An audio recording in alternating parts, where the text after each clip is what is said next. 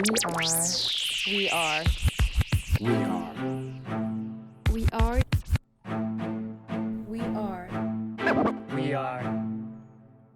Lofi Poli Sci. Welcome everyone to the Lofi Poli Sci podcast. I'm your host Michael Pickering. That's right. Lo-fi is in low fidelity, low quality, in your face, messy as can be global news show. Here we're going to talk about our famous question, what's going on in the world today? And it's Wednesday, and time for that Lo-Fi Global. The news, fresh off that press, from that AP World section. Mali's president says he was unharmed in stabbing attempt. In the African country of Mali, the president, aka the two-time coup leader, 2 times in less than 1 year, mind you, August of 2020 and May of 2021, on Tuesday, 2 individuals attacked him with a knife and a gun during services at mosque. The 2 individuals were captured, arrested, and the presidential coup leader was unharmed. And he later made a nationally televised statement, saying something to the effect, "When you're a leader, not everyone follows your lead." My paraphrasing, of course. But yeah, you think? You've led 2 coups against a democratically elected government and then a transitional government. So yeah, there's probably a few people, just maybe, that don't like you. And just so we're clear, Lo-Fi Nation, we do not wish harm on anyone. Violence only leads to more violence. We don't want any of that. But this 2-time coup leader's statement to the country, it really kind of echoes that sentiment. But obviously, it didn't stop him from overthrowing the country's government.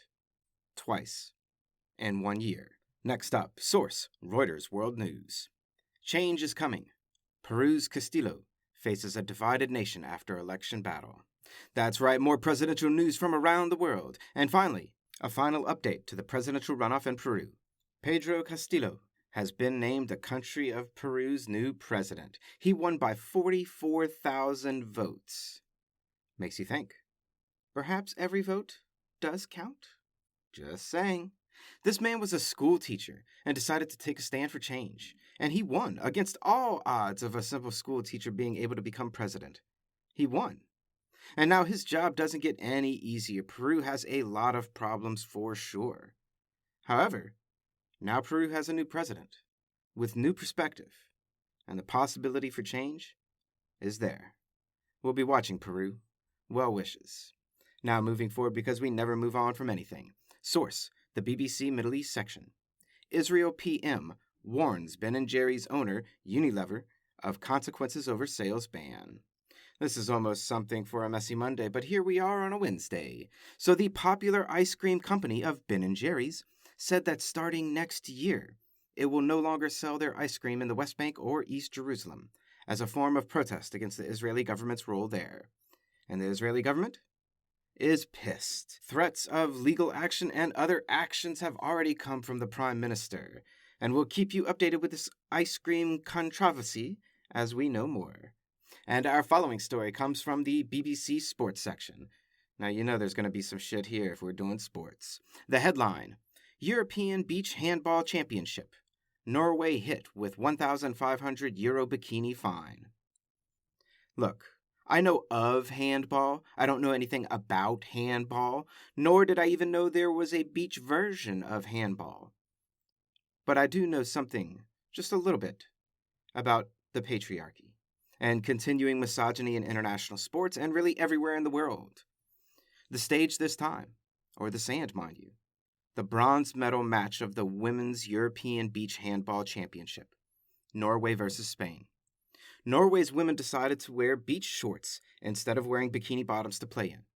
And the European Handball Federation fined the team a total of €1,500, €150 for each player, for improper clothing. What? Period. The period. Fuck. Period. Are you kidding me, Europe? You're supposed to be one of the most progressive and pro-women's rights places in the world. What the hell is this bullshit? Now, thankfully, and in a move that is simply the right thing to do, Norway's Handball Federation voluntarily paid the fines for the team and said they completely support the women's handball team for wearing shorts. Yeah, you're damn right we do.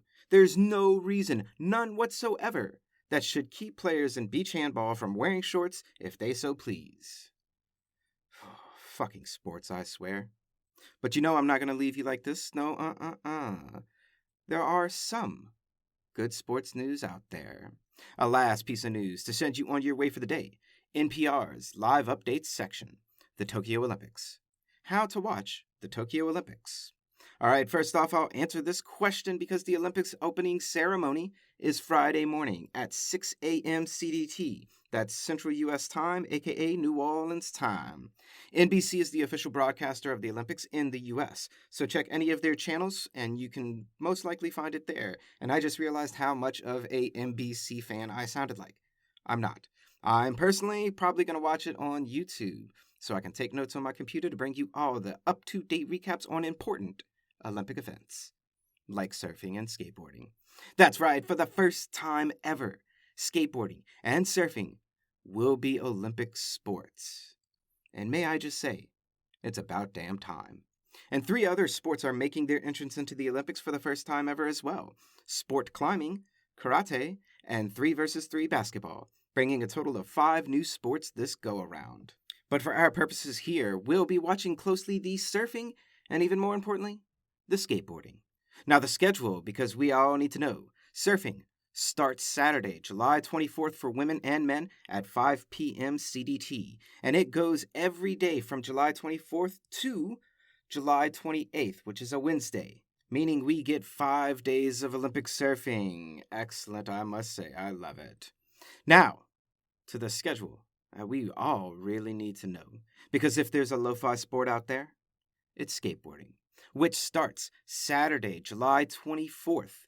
Men's street qualifications, heats 1 through 4, at 6:30 p.m. NOLA time. That's CDT, Central Daylight Time for you. And the men's street final medals run at 10:25 p.m. that same evening. Then the next day, Sunday, July 25th, women's street qualifications, heats 1 through 4, at 6:30 p.m. And the women's street final medals run at 10:25 p.m. that same evening.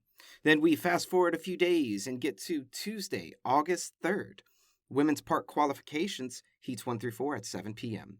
And then women's park final medal run, 10:30 p.m. that same evening. Then the following day, Wednesday, August 4th, men's park qualification heats 1 through 4 at 7 p.m. And men's park qualification final medals run at 10:30 p.m. that same evening. We get 4 days of Olympic skateboarding. I couldn't be happier right now, just so you know. And that's a brief snapshot of what's going on in the world today. Issue 9 of Letters of the Lofi Poli Sci came out Saturday. Get at me to be added to the emailing list. Our letters this week talked about language and what it means to us. Always remember that Lofi Poli Sci is more than just me. It's the we that we be. Peace and well-being to all of my human beings out there. Much love and always the best. Pickering, signing off.